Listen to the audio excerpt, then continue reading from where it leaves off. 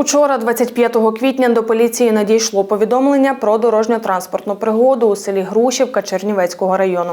Працівники поліції встановили, що 29-річний житель села Волока, керуючи мотоциклом, перевищив швидкість та врізався в електричний стовп.